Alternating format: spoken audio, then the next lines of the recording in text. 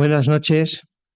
La Academia Matritense del Notariado recibe una vez más a nuestro querido compañero Ricardo Cabanas Trejo, que va a disertar sobre la caída de las murallas chinas, la irrupción del derecho concursal en el societario.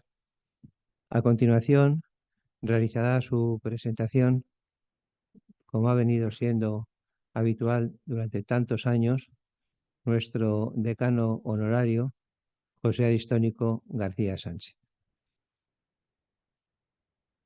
Bueno, como ya ha dicho el decano, y ahora digo que rige presentaciones anteriores, el currículum de Ricardo es excepcional.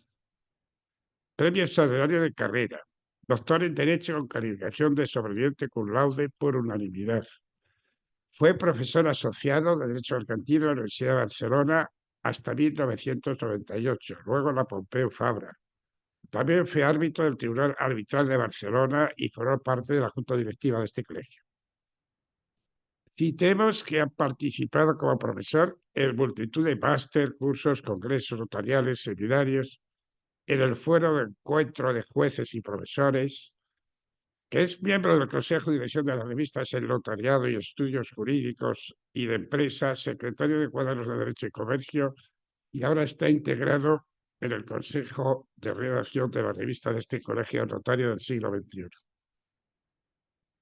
Desde 1998 y durante años comentó acertadamente las resoluciones de la Dirección General de la revista La Notaría.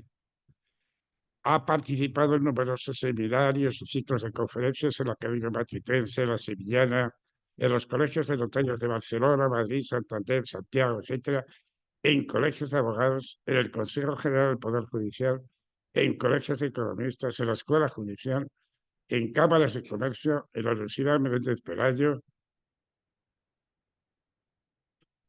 Tiene publicadas hasta 20 monografías. Ha participado en más de 20 obras colectivas.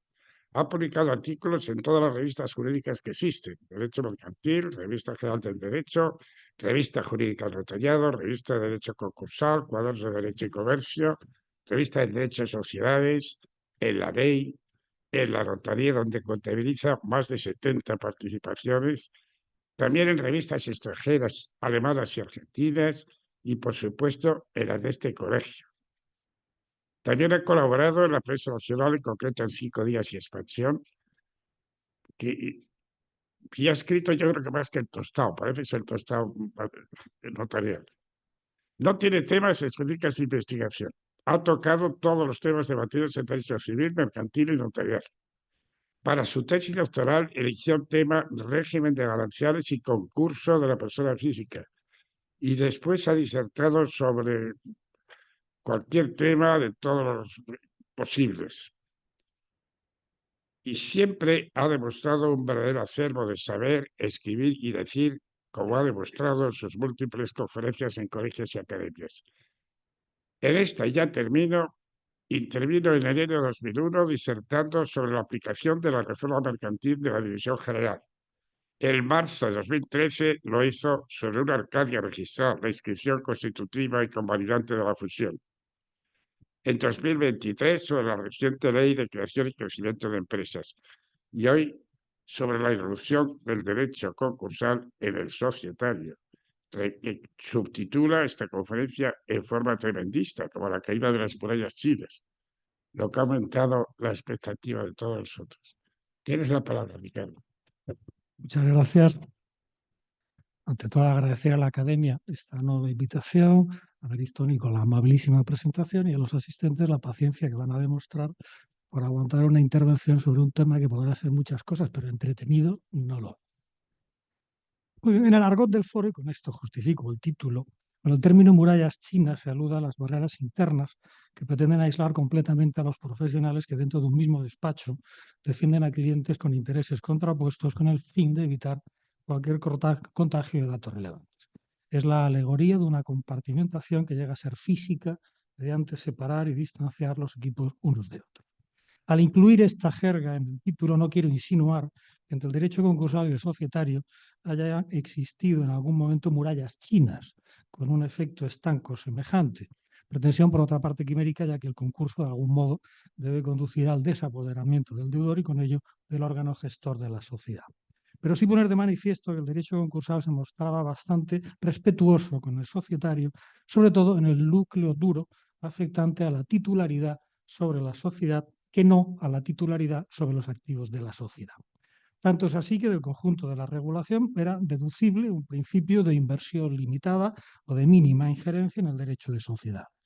A pesar de la presencia de la administración concursal, durante el concurso seguían siendo aplicables las normas reguladoras de los órganos sociales, los cuales retenían también sus competencias propias, al menos en el ámbito interno y operativo. Cierto que se sobreponían las injerencias singulares previstas en la ley concursal, pero en lo demás subsiste el ordenamiento societario al que incluso habían de amoldarse aquellas especialidades del modo menos distorsionante posible. Podía haber incursiones a lo largo de la muralla, pero el baluarte resistía. Pero la situación ha cambiado según se ha ido imponiendo una cultura de la insolvencia más centrada en la conservación de la empresa que en su liquidación. No solo por la conveniencia de facilitar la solución reestructuradora en el convenio concursal, también por hacerla posible antes y en lugar del concurso de acreedores.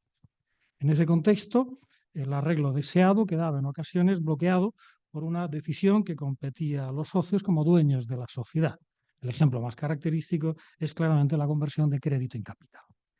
El decreto ley de marzo del 2014 quiso facilitarlo por la vía indirecta del establecimiento de una presunción de culpabilidad en la sección de calificación cuando se negaran los socios sin causa razonable a ejecutar un acuerdo de recapitalización. Pero el cambio fundamental, y en ese sentido se explica la hipóstasis de una irrupción del derecho concursal en el societario, se ha producido con la Ley de septiembre del 2022 para la transposición de la Directiva sobre Reestructuración e Insolvencia, que realmente cambia el paradigma al permitir el arrastre de los socios en determinadas circunstancias. La muralla ahora sí ha caído, pero quedan los cascotes. Y por eso las reglas societarias siguen siendo importantes, no cabe ignorarlas displicentemente, al menos cuando su desconocimiento no se revele imprescindible para cumplir con el objetivo reestructurador pretendido. Aún así, es indudable el efecto mimético del arrastre legalmente tipificado a la hora de resolver otras dudas que todavía emerjan en supuestos diferentes cuando la soberanía de los socios también se yerga como un inconveniente. Quiebra con ello el dogma patrimonialista o por lo menos una forma muy jurídica de entender la propiedad de la sociedad, dando paso a un concepto más económico, donde la capacidad de decidir en ocasiones realmente se atribuye a sus acreedores no residuales. Este es el ariete que realmente derriba la muralla. Con la perspectiva de esta importante novedad voy a intentar una reflexión global de las relaciones entre el derecho concursal y preconcursal, con el societario y con un tercer invitado que tampoco cabe desconocer, el derecho registral. Todo ello según resulta de las reformas de los últimos años, pero centrada en los aspectos orgánicos y competenciales. No es precisamente una tarea fácil, pues no siempre al legislar sobre una materia se tienen en cuenta las consecuencias en la otra, generándose desajustes que se interfieren recíprocamente.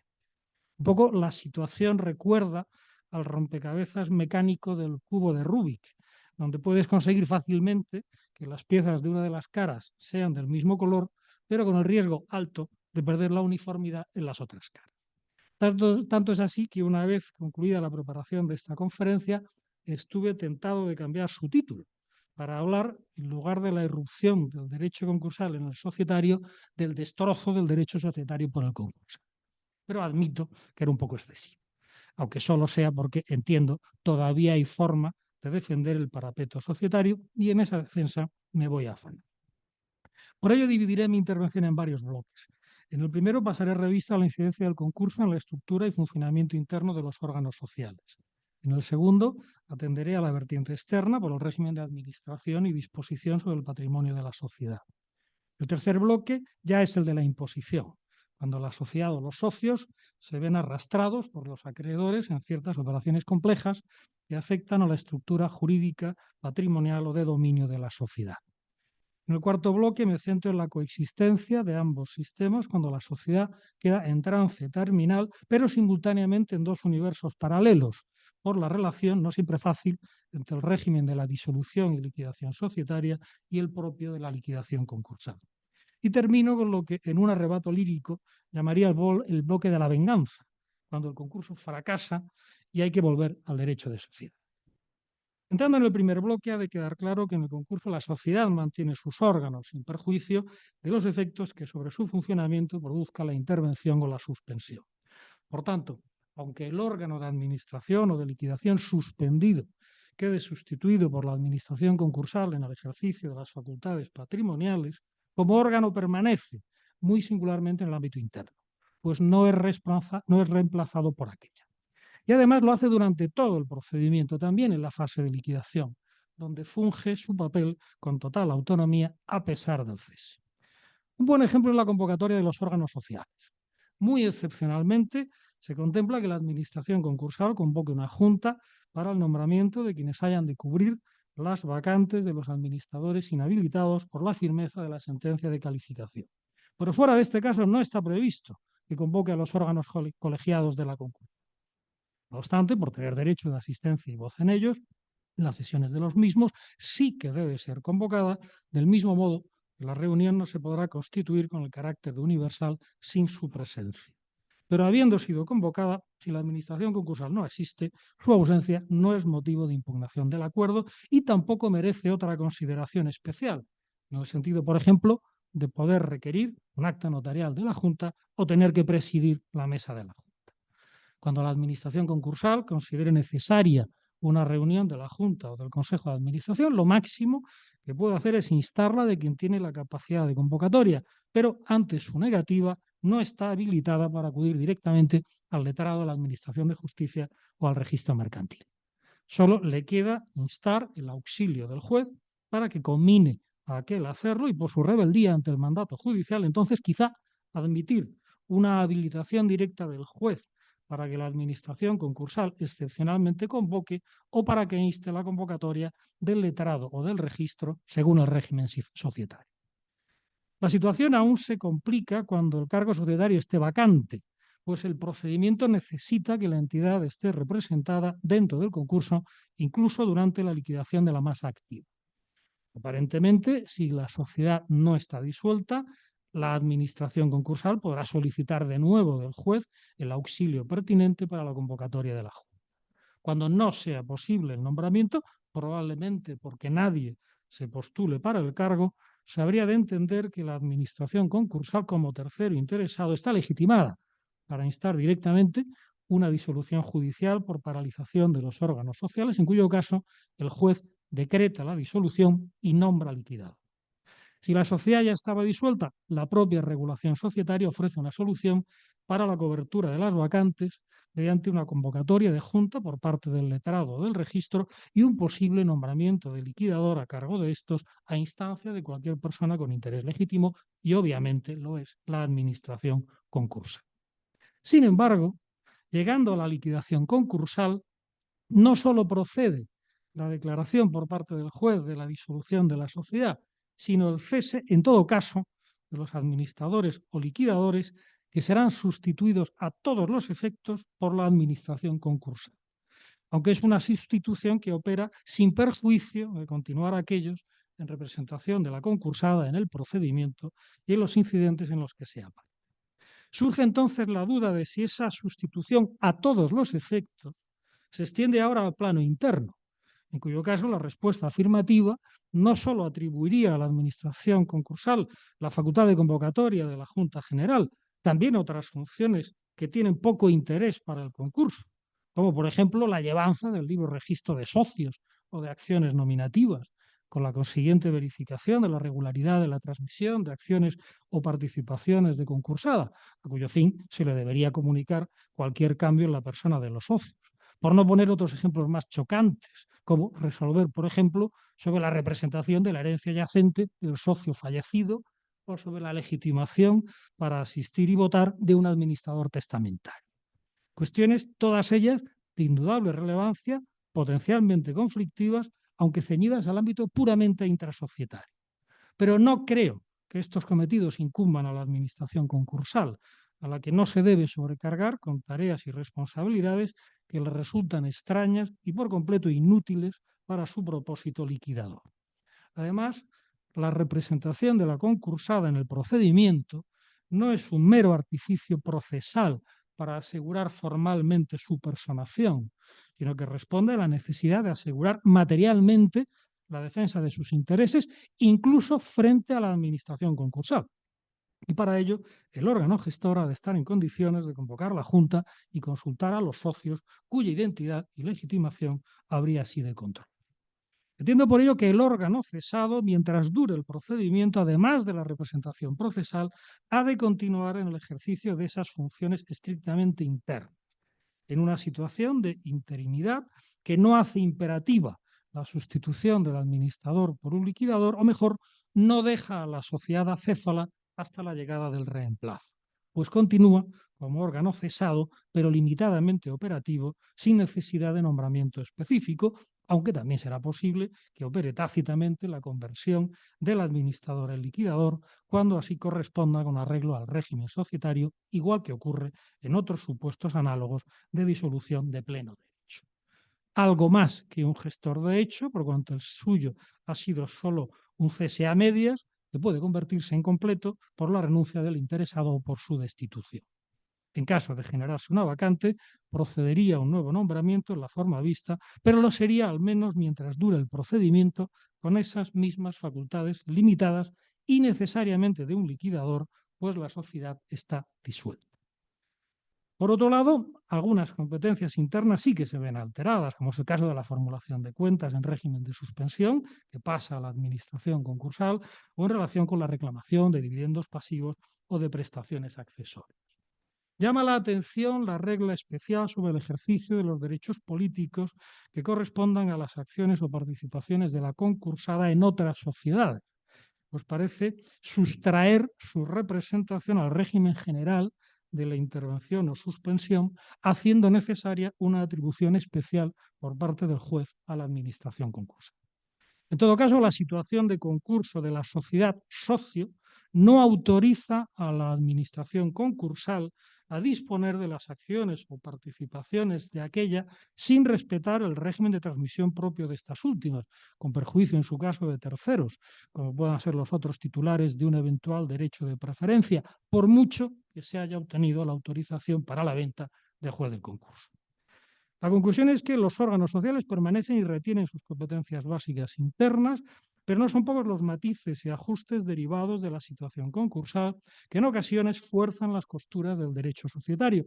En general, de forma no muy distinta, como sucede en otros supuestos extraordinarios, carentes de previsión normativa expresa también en el ordenamiento societario, pero otras veces de forma algo más disruptiva cuando se decreta un poco a la ligera el cese de unos órganos que paradójicamente después también se quiere que sigan existiendo. Quizá por la creencia errónea, como veremos, de que la sociedad nunca sale viva del concurso. Si entramos en el segundo bloque, sobre competencias propiamente patrimoniales, por lo normal de proyección externa, aquí ya podemos hablar de intromisión o interferencia. Para ello, sin embargo, hay que empezar diferenciando procedimientos y fases. En el ámbito preconcursal, ninguna incidencia tiene la comunicación de inicio de negociaciones sobre las facultades de administración y disposición del deudor. En el procedimiento especial para microempresas la situación es más compleja, pues el deudor mantiene dichas facultades, aunque solo podrá realizar aquellos actos de disposición que tengan por objeto la continuación de la actividad empresarial, siempre que se ajusten a las condiciones normales de mercado. Incluso podrá ser el deudor quien lleve a cabo la liquidación del activo, con arreglo, eso sí, al plan de liquidación aprobado por el juez. Esto supuesto, podrán implantarse distintos módulos que sí comporten una alteración de aquellas facultades, ya sea en términos similares al concurso, cuando se nombre un administrador concursal, ya sea mediante la imposición de limitaciones concretas. Me centro por ello en el concurso, donde todo depende del régimen dispuesto sobre las facultades patrimoniales del concursado, es decir, que sea intervención o suspensión, y de la fase en que se encuentre aquel. Obsérvese que si el régimen es de intervención, la iniciativa gestora corresponde al órgano societario, pues la administración concursal autoriza o deniega pero no hace por sí misma. Eso sí, podrá proponer actuaciones concretas y, de nuevo, en caso de negativa, solicitar el auxilio del juez para que mandate en esos términos al órgano societario y, ante su rebeldía, pedir que la intervención se torne en suspensión.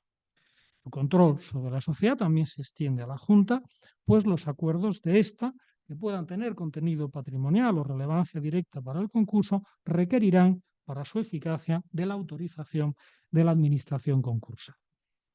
Pero ahora me interesa más la cuestión en sentido inverso, por la posibilidad de que sea la Junta quien impida determinadas operaciones. Con ello me estoy refiriendo especialmente a su competencia en materia de activos esenciales, siempre que la sociedad no se encuentre disuelta.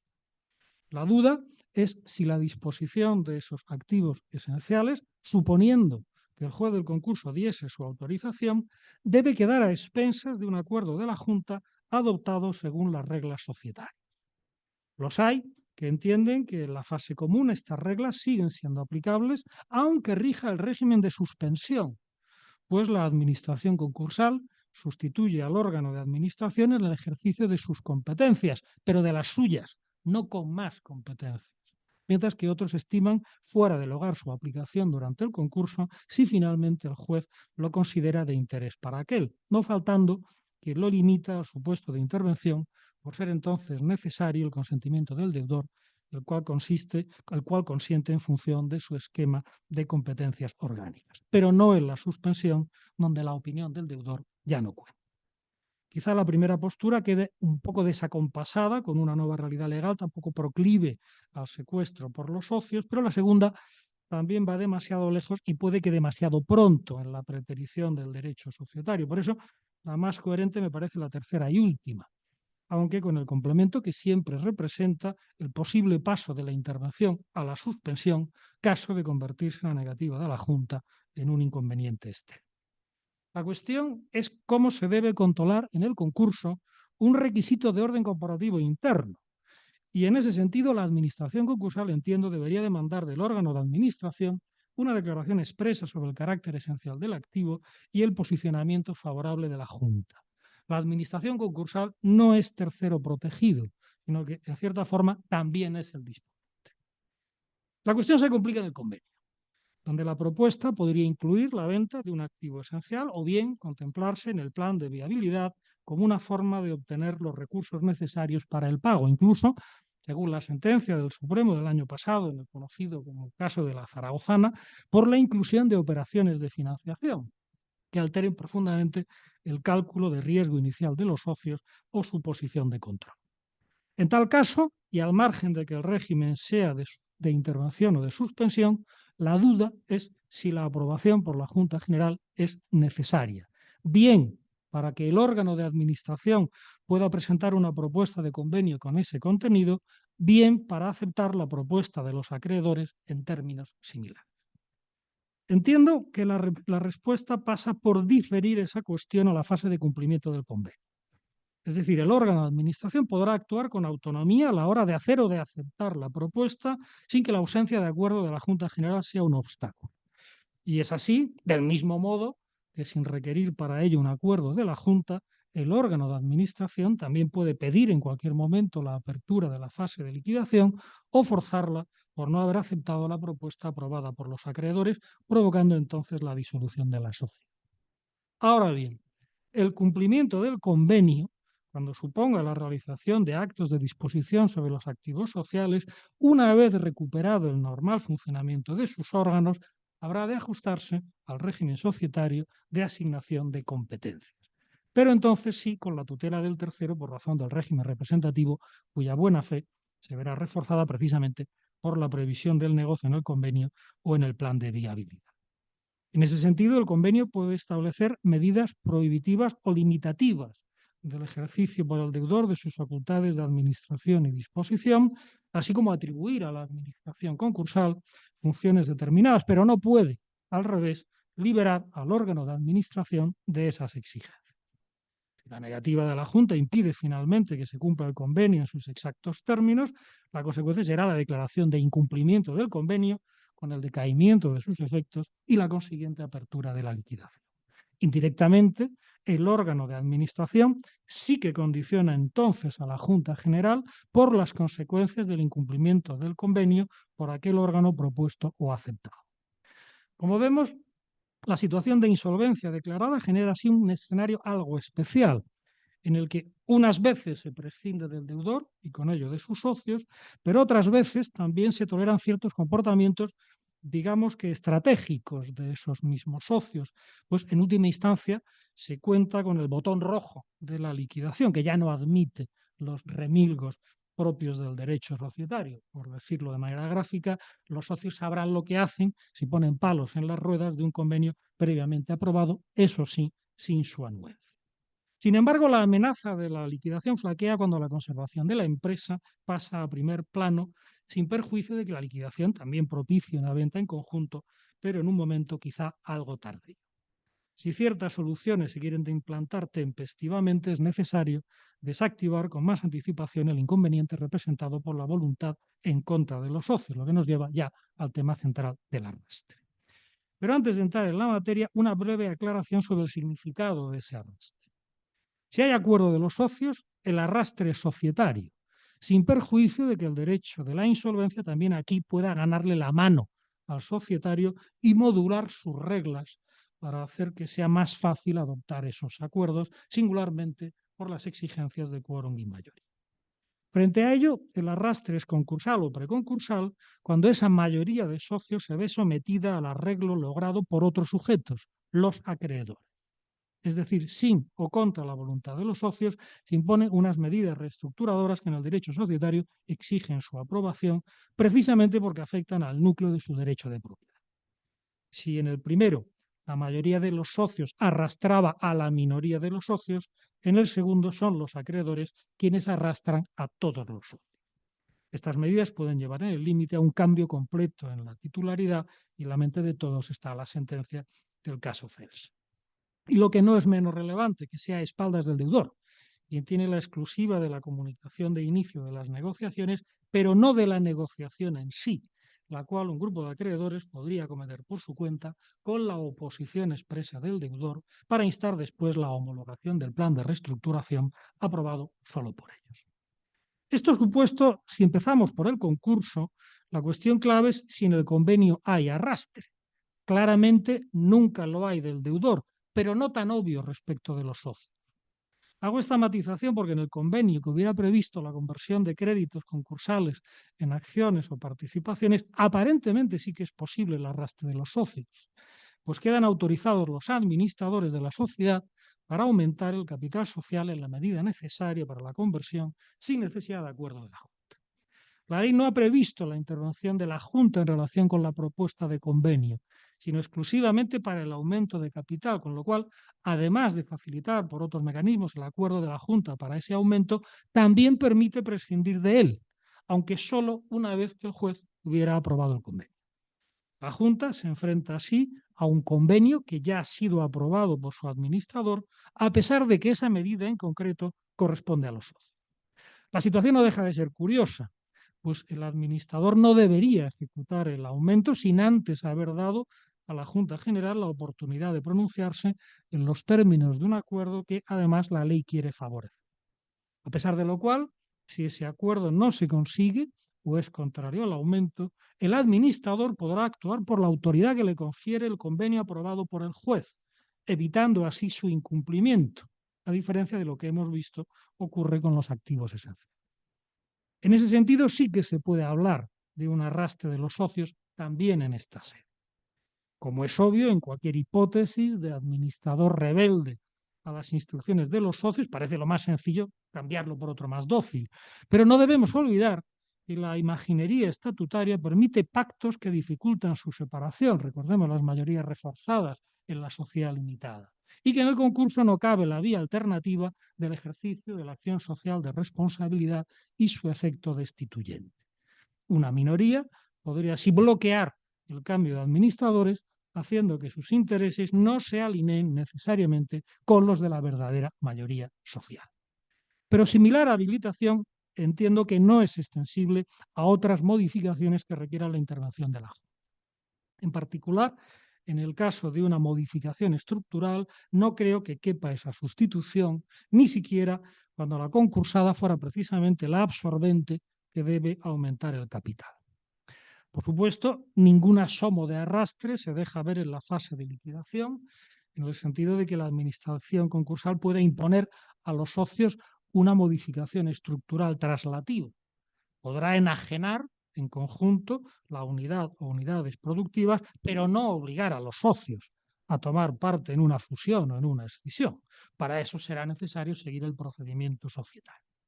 Pero así será cuando realmente podamos hablar de una modificación estructural que afecta a la participación de los socios, situación que no se dará si la concursada absorbe a otra sociedad íntegramente participada por ella.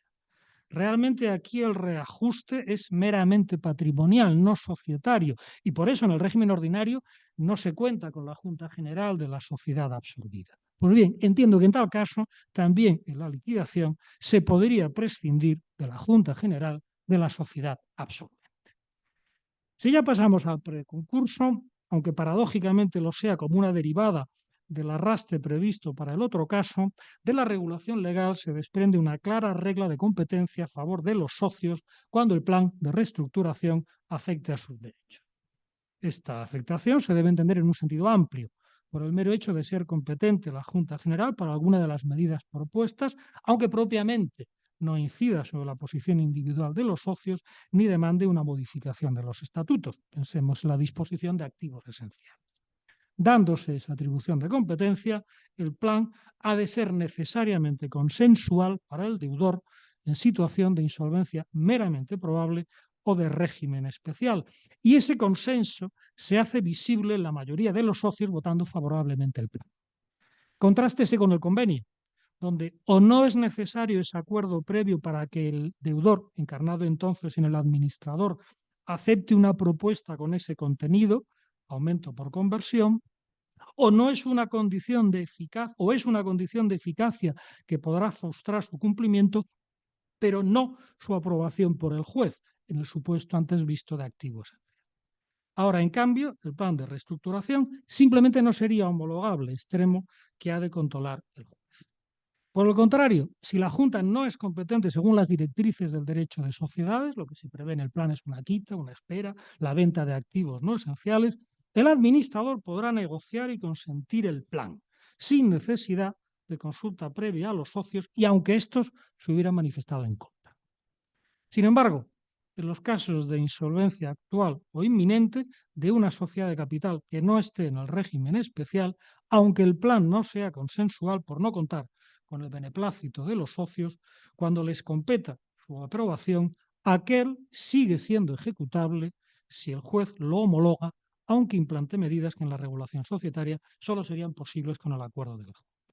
En ese sentido, los socios no integran una clase, pero desde el punto de vista material sí que lo acaban siendo, pues como colectivo puede verse compelido igual que las distintas clases de los acreedores. Pero ojo, solo para lo malo, para ser arrastrados, no para lo bueno, para poder arrastrar, precisamente porque no son una clase aunque estén en el dinero, porque dar un hipotético remanente tras una valoración de la deudora como empresa en funcionamiento. Eso solo ocurriría si, además de socios, fueran acreedores.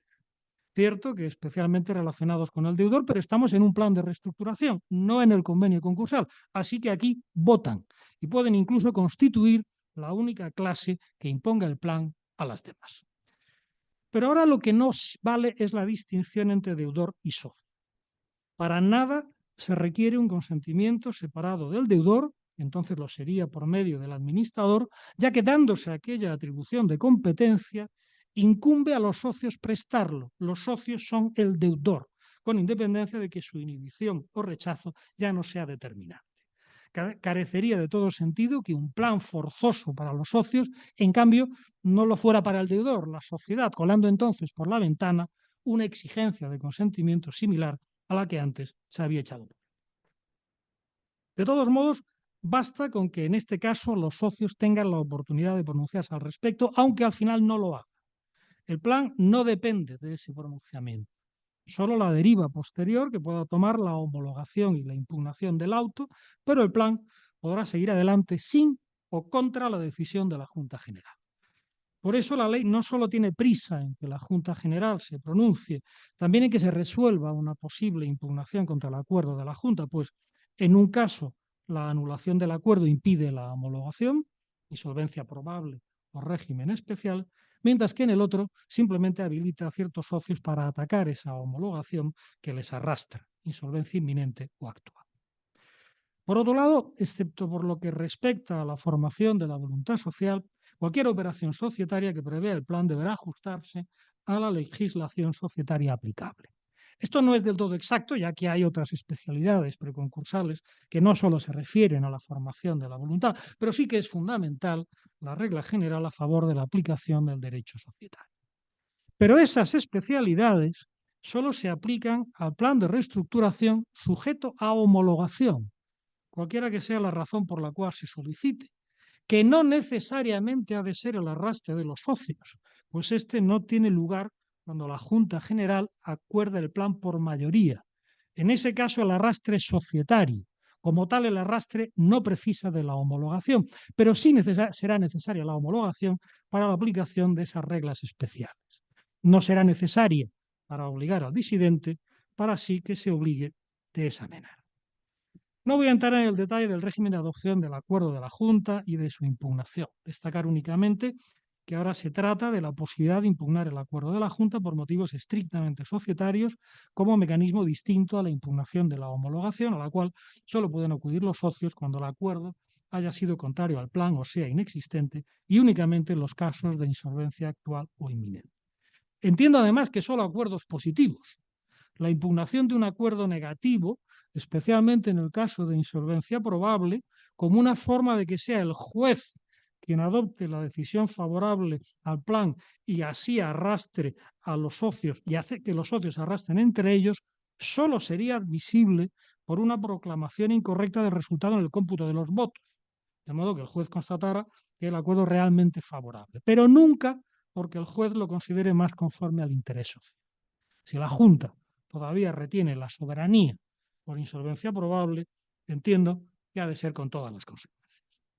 Homologado el plan y ante el riesgo de que la actitud obstruccionista de los socios lleve a que no se adopten los acuerdos instrumentales necesarios para la ejecución del mismo, el administrador de la sociedad, y si no lo hiciere, quien designe al juez a propuesta de cualquier acreedor legitimado, tendrá las facultades precisas para llevar a cabo los actos necesarios para su ejecución. Aunque en este caso la ley solo menciona expresamente las modificaciones estatutarias, entiendo que ahora la regla también podrá aplicarse a las modificaciones estructurales, pero sin incluir la convocatoria de junta y todo lo asociado con ella. Ese es un asunto de la sociedad y de su administrador, y si dejan pasar la oportunidad de pronunciarse, el designado por el juez no ha de suplir sus carencias, sino cumplir en la medida de lo posible con aquellos requerimientos informativos, pero solo cuando interesen a terceros, como es el caso de los trabajadores o del informe de experto independiente, pero no solo la información. El designado por el juez también podría suscribir el proyecto de modificación estructural con las otras sociedades participantes.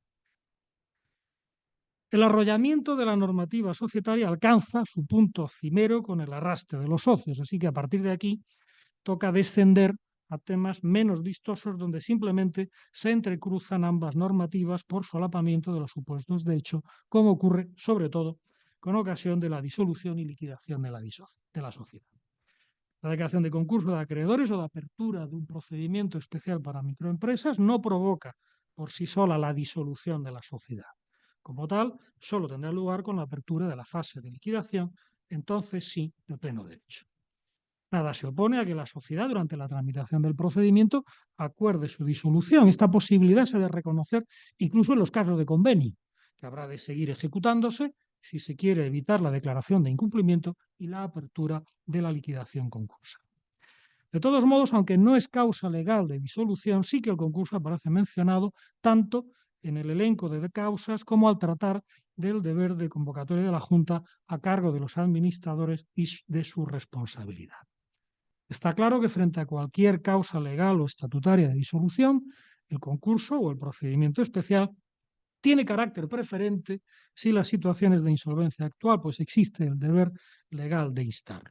La disolución no es alternativa al concurso, pero cabe plantear la cuestión al revés.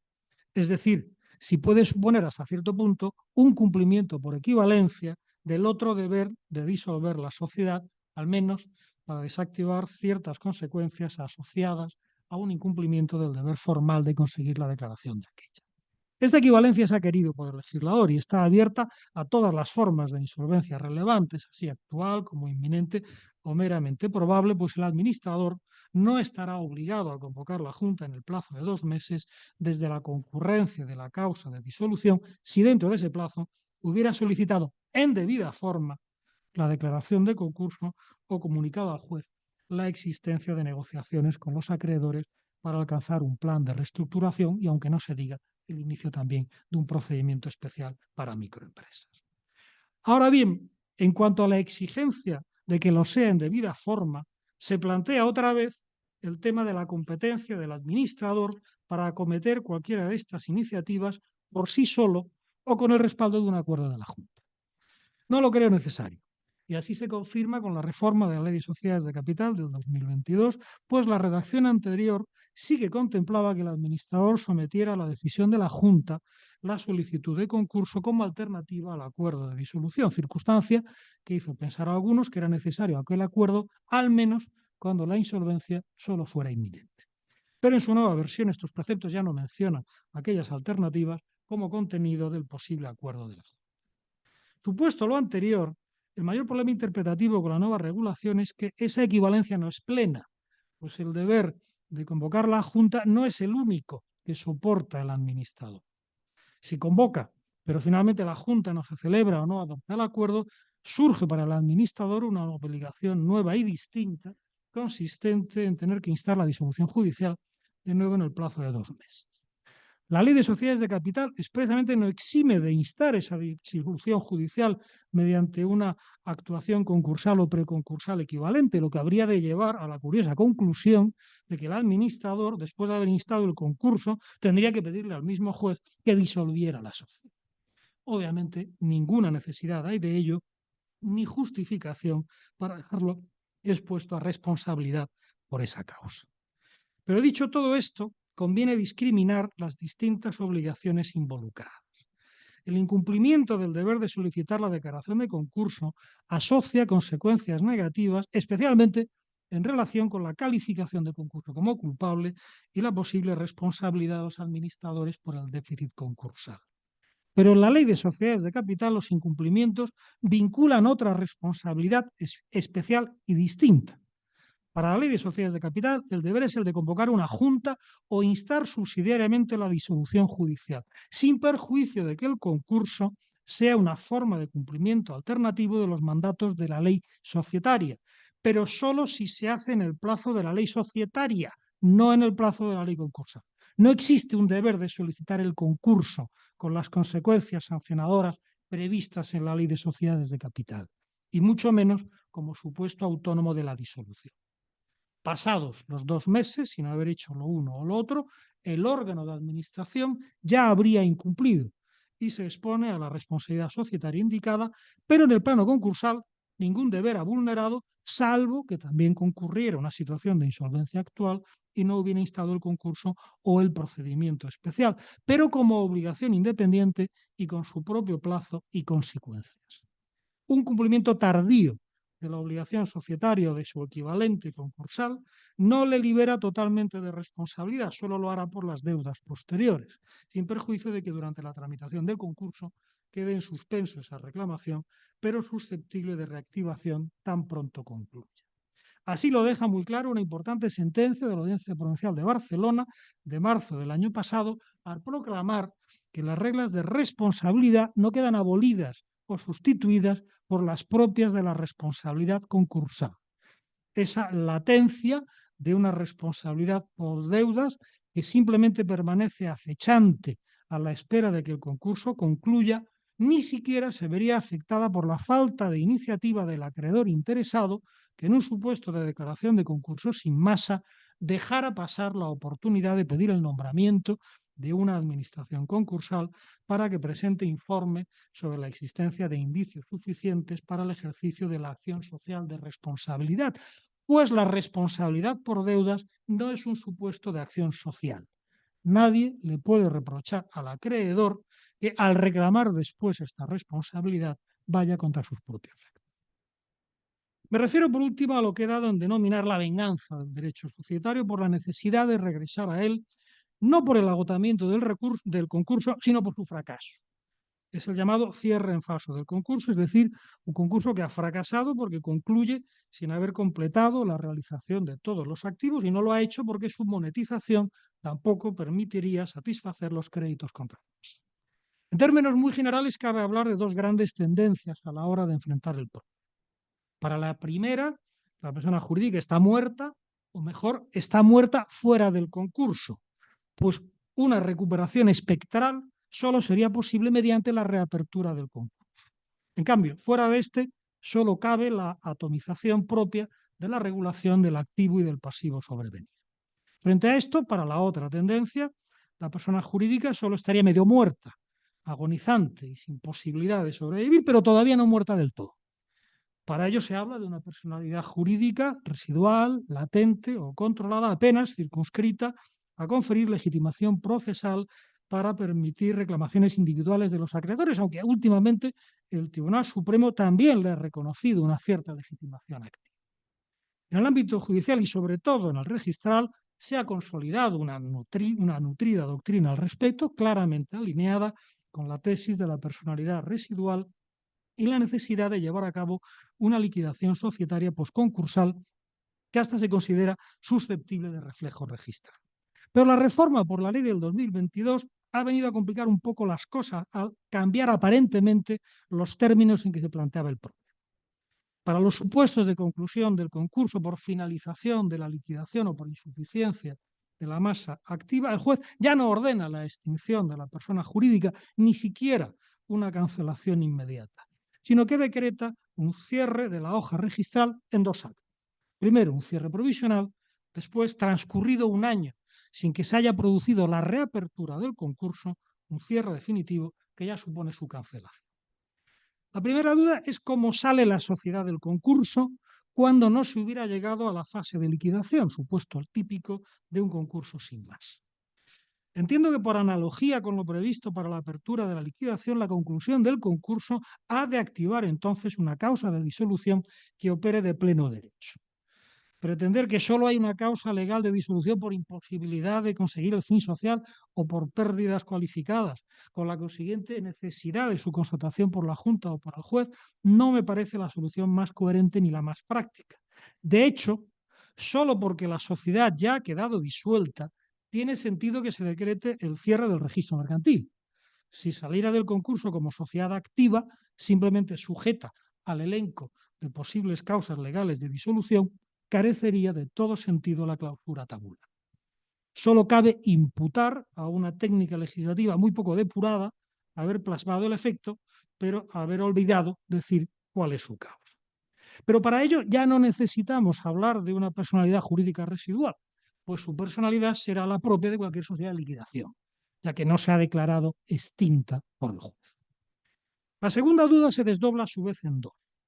Si durante un año el cierre es provisional, ¿son posibles algunos asientos en el registro mercantil, además de la reapertura del concurso, que es el único que se menciona en la ley? Entiendo que sí.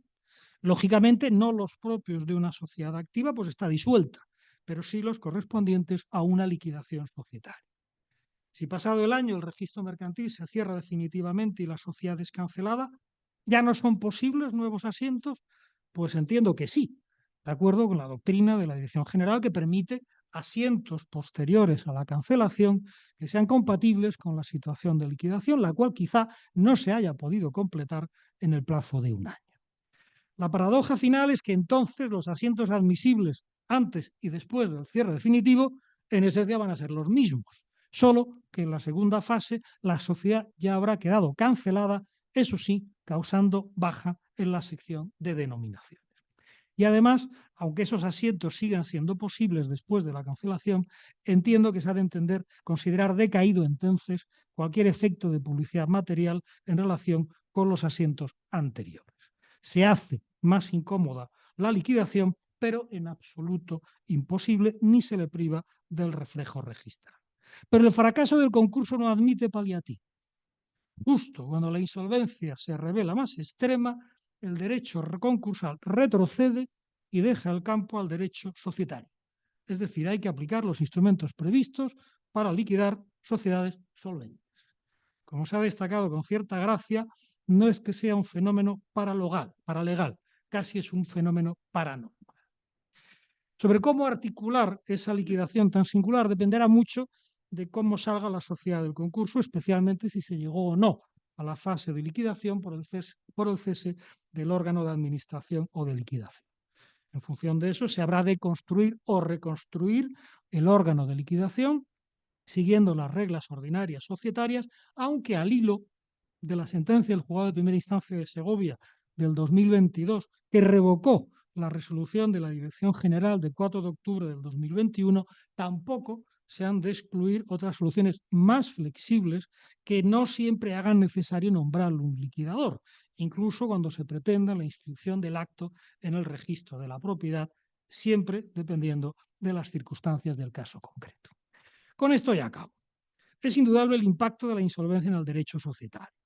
No sé si se puede hablar de un derecho de sociedades especial en situación de crisis económica o del amanecer de un nuevo derecho societario preconcursal, pero sí que son numerosas las especialidades previstas para ese escenario que no se limitan a cuestiones de procedimiento de orden orgánico y competencial, llegan a infiltrarse en su médula, tanto del derecho de propiedad de los socios como de los deberes de los administradores, aunque en este segundo aspecto nuestro legislador no ha introducido formalmente cambios al entender que las previsiones de la directiva ya estaban implícitas en la normativa vigente sobre acción social e individual de responsabilidad y en la posible calificación del concurso como culpable.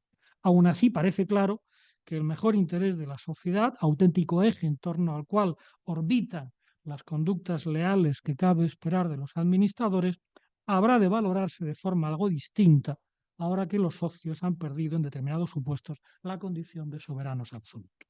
Si ya no tienen siempre la última palabra, es obvio que los administradores también han de atender a esos otros intereses que en función de las circunstancias pasan a ser igualmente relevantes y en ese sentido también son interés de la sociedad y en ocasiones el interés de la sociedad.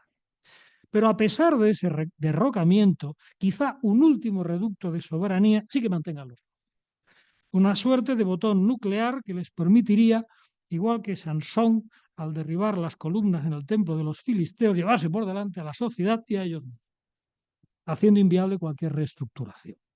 Es el que podríamos llamar interés superior de los socios a modo de reflejo invertido de la prueba del interés superior de los acreedores, que como motivo de impugnación del plan de reestructuración se reconoce a todos los acreedores disidentes.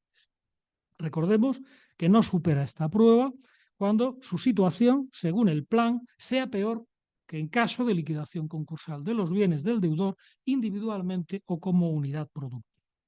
Para ello se deberá comparar lo que el acreedor reciba conforme al plan con el valor de lo que pueda razonablemente presumirse que hubiese recibido en caso de liquidación concursal. Tratándose de los socios, la opción de provocar la liquidación siempre está disponible. El derecho a cesar en la actividad no deja de ser una manifestación del contenido esencial de la libertad de empresa. En situación de normalidad, los socios pueden acordar voluntariamente la disolución de la sociedad, aunque ello provoque una pérdida de valor colectivo, sin perjuicio de algún resabio del más puro intervencionismo que aún pervive en nuestra ley de sociedades de capital y, sobre todo, de la represalia social en términos de coste por razón de la extinción de los contratos de trabajo. Cuando el contexto es de anormalidad por la insolvencia declarada, tampoco se puede hablar de un favor conveni en el concurso y la prueba es que la sociedad siempre puede inmolarse con la liquidación. La duda surge en la reestructuración preconcursal con arrastre, más precisamente cuando la sociedad, aunque sea insolvente, no sea deficitaria, por cuanto su activo valga más que su pasivo. De modo que en una hipotética liquidación concursal pudiera quedar valor residual para sus socios. Este interés superior de los socios no se ha recogido expresamente como motivo de impugnación del plan, aunque algunos autores, con buen criterio a mi entender, lo reputan implícito en la regulación legal.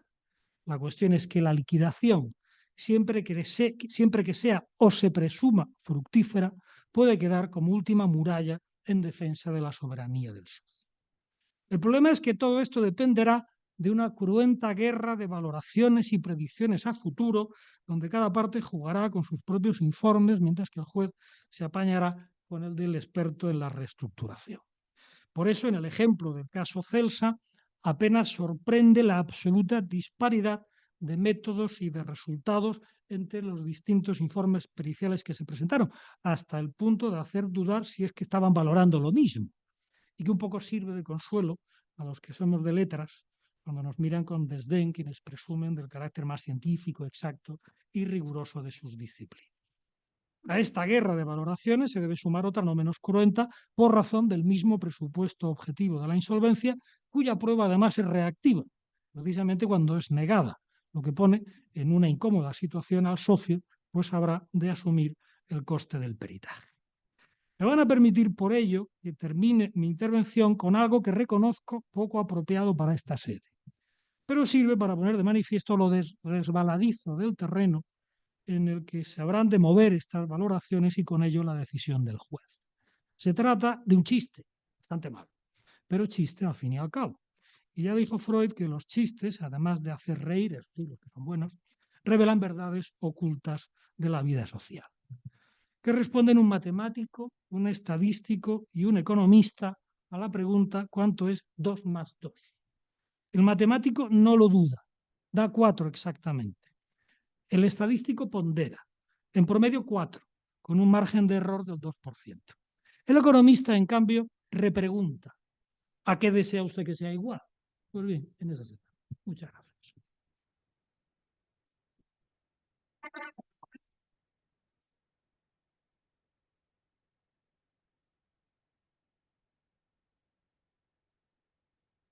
Muchas gracias por esta conferencia tan interesante y tan difícil sobre temas tan técnicos, pero tan claramente expresados. Verdaderamente es un envite, ¿no? El que se nos presenta, y la apelación a los jueces, pues desgraciadamente no significa una solución segura, pero si al menos nos permite compadecernos de todos ellos por las dificultades que atesora todo este cruce de legislaciones. Verdaderamente el tema de la insolvencia es un punto de mira sobre el que se refleja todo el derecho patrimonial, que es fundamental, pero probablemente andemos todavía en pos de un cierto equilibrio. Y ese equilibrio lo aportan juristas como Ricardo, que ponen de manifiesto efectivamente las disonancias y la necesidad de encontrar vías de solución. Por tanto, yo lo único que puedo hacer es agradecer lo mucho que he aprendido, y a continuación, con todos los aquí presentes, pues se va a celebrar en homenaje al conferenciante un vino español.